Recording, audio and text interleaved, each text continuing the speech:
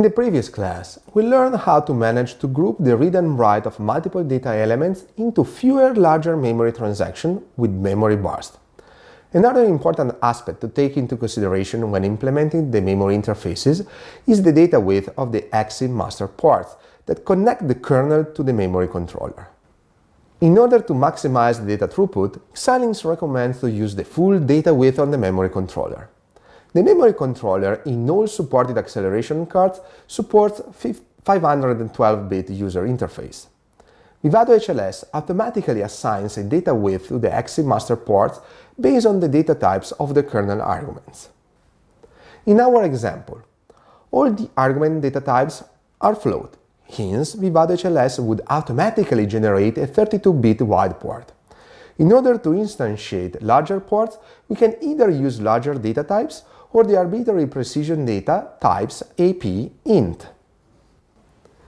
In order to use the arbitrary precision data type, it's necessary to include the apint.h library.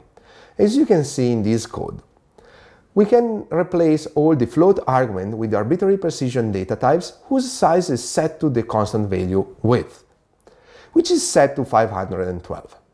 With this function definition and pragmas, we are effectively creating a single AXI master port 512 bits wide that will be connected to the memory controller.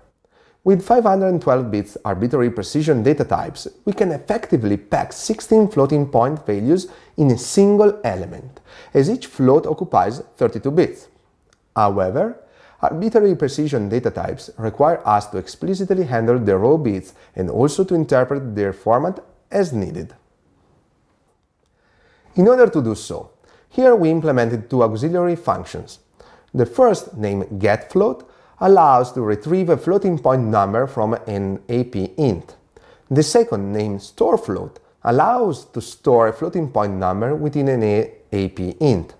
Both functions take as input an index, which is used to address the position of the floating point value being read or stored.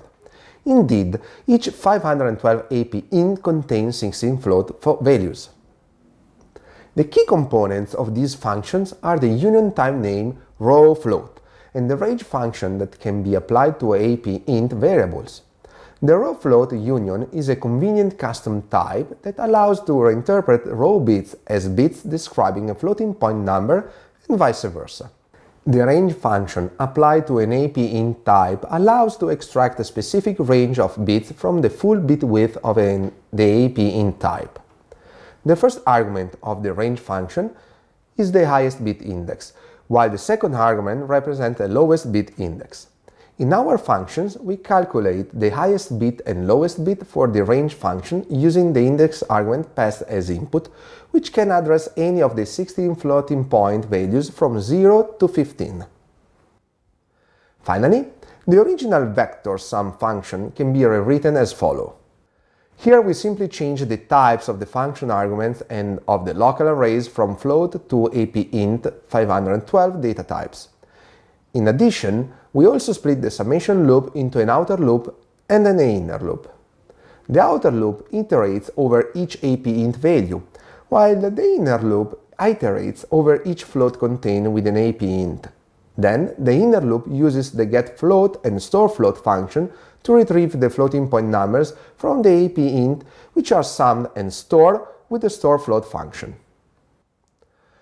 After running the high-level synthesis, we can see that we managed to reduce the latency of the kernel. The main source of this latency reduction comes from the number of iterations of the memcopy loops. Indeed, the loops that perform the read and write operations now only require 64 iterations instead of 1024, since at every iteration they read and write 512 bits at a time and hence 16 float point values at a time instead of 1. Finally, as shown here, if we look at the interface report of Vivado HLS, we can effectively see that 512 bits are used for both the read data and the write ports of the GMEM0 AXI master port.